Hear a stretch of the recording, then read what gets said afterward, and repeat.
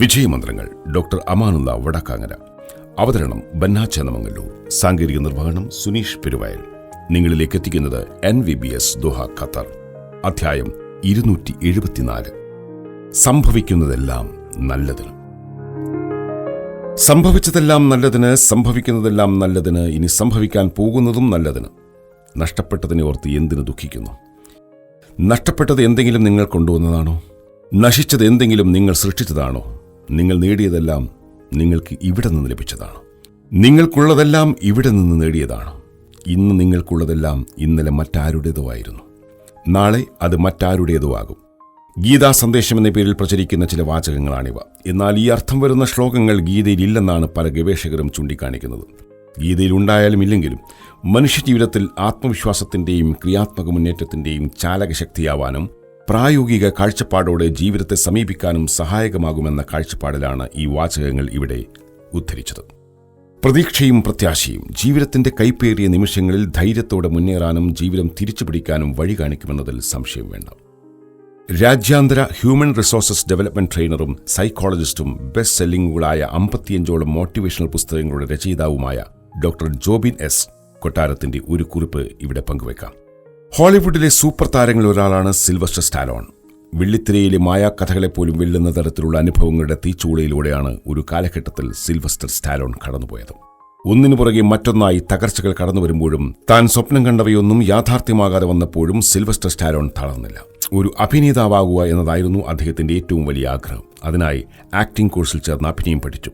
പിന്നീട് അവസരം തേടിയുള്ള അലച്ചിലുകളായിരുന്നു. ഒന്നിനു പുറകെ മറ്റൊന്നായി അവസരങ്ങളുടെ വാതിലുകൾ സിൽവസ്റ്ററിന് മുമ്പിൽ കൊട്ടിയടക്കപ്പെട്ടു. പക്ഷേ പരാജയം സമ്മതിച്ചു കൊടുക്കാൻ ഒരിക്കലും സിൽവസ്റ്റർ ഒരുക്കമായിരുന്നില്ല. തകർച്ചകളുടെ നടുവിലും ജീവിതത്തോട് പോരാടുവാൻ തന്നെയായിരുന്നു സിൽവസ്റ്ററിന്റെ തീരുമാനം. ജീവിക്കുവാൻ ഗത്യന്തരമില്ലാതെ ഭാര്യയുടെ സ്വർണ്ണാഭരണങ്ങൾ മോഷ്ടിക്കേണ്ട അവസ്ഥയിൽ വരെ എത്തി. വീടിന്റെ വാടക കൊടുക്കാൻ നിവൃത്തിയില്ലാതെ വീട് വിട്ടിറങ്ങേണ്ടി വന്നു. കിടപ്പാടം നഷ്ടപ്പെട്ട 3 ദിവസത്തോളമാണ് ന്യൂയോർക്കിലെ ബസ് സ്റ്റേഷനിൽ സിൽവസ്റ്റർ സ്റ്റാലോൺ കഴിച്ചുകൂട്ടിയത്. ഭക്ഷണത്തിന് പോലും ബുദ്ധിമുട്ടിയ ദിനരാത്രങ്ങൾ. പക്ഷേ സിൽവസ്റ്റർ താഴ്ന്നില്ല. നല്ല നാളെകൾ തന്റെ ജീവിതത്തിൽ ഉണ്ടാകുമെന്ന് സിൽവസ്റ്റർ വിശ്വസിച്ചു. തകർച്ചകൾക്ക് നടുവിലും അയാൾ ദുഃഖിതനായില്ല. തന്റെ സന്തത സഹചാരിയായ നായക്കുട്ടിയെ ഭക്ഷണം നൽകാൻ നിവൃത്തിയില്ലാതെ $25 ഒരു മദ്യശാലയുടെ മുമ്പിൽ വെച്ച് കണ്ടുമുട്ടി അപരിചിതന് വിൽക്കേണ്ടി വന്നത് അദ്ദേഹത്തെ വൈകാരികമായി ഏറെ തളർത്തി. ഏതാണ്ട് ഒരാഴ്ച കഴിഞ്ഞപ്പോഴാണ് മുഹമ്മദ് അലി ക്ലേയും ചെക്ക് വെപ്നറും തമ്മിലുള്ള ഒരു ബോക്സിംഗ് മത്സരം സിൽവസ്റ്റർ കാണുവാനിടയായത്. പുതിയൊരു സിനിമയ്ക്ക് തിരക്കഥ എഴുതുവാനുള്ള പ്രചോദനം അദ്ദേഹത്തിന് അതിൽ നിന്ന് ലഭിച്ചു. തുടർന്ന് ഏതാണ്ട് 20 മണിക്കൂറെടുത്ത് സിൽവസ്റ്റർ സ്റ്റാലോൺ ഒരു തിരക്കഥ എഴുതി.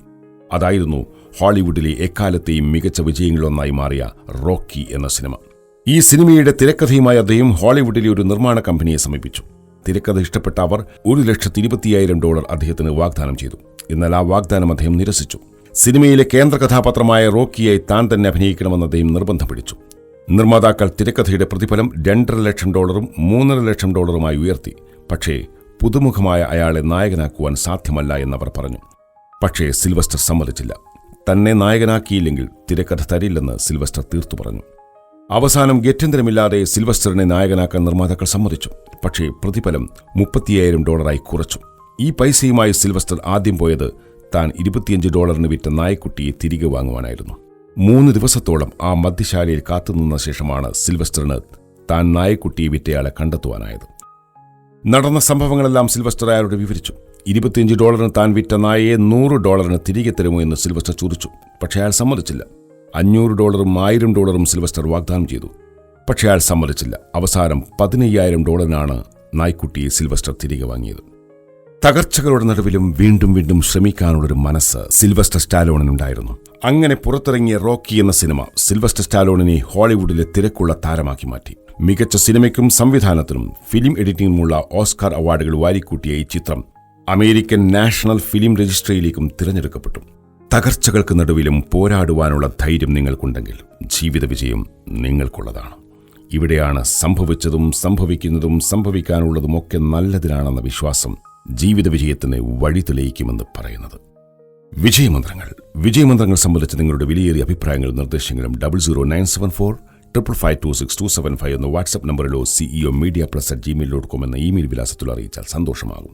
ഏവർക്കും ശാന്തിയും സമാധാനവും വിജയാശംസകൾ നേരുന്നു. പുതിയൊരു എപ്പിസോഡുമായി അടുത്ത ദിവസം കേട്ടുമുട്ടാം.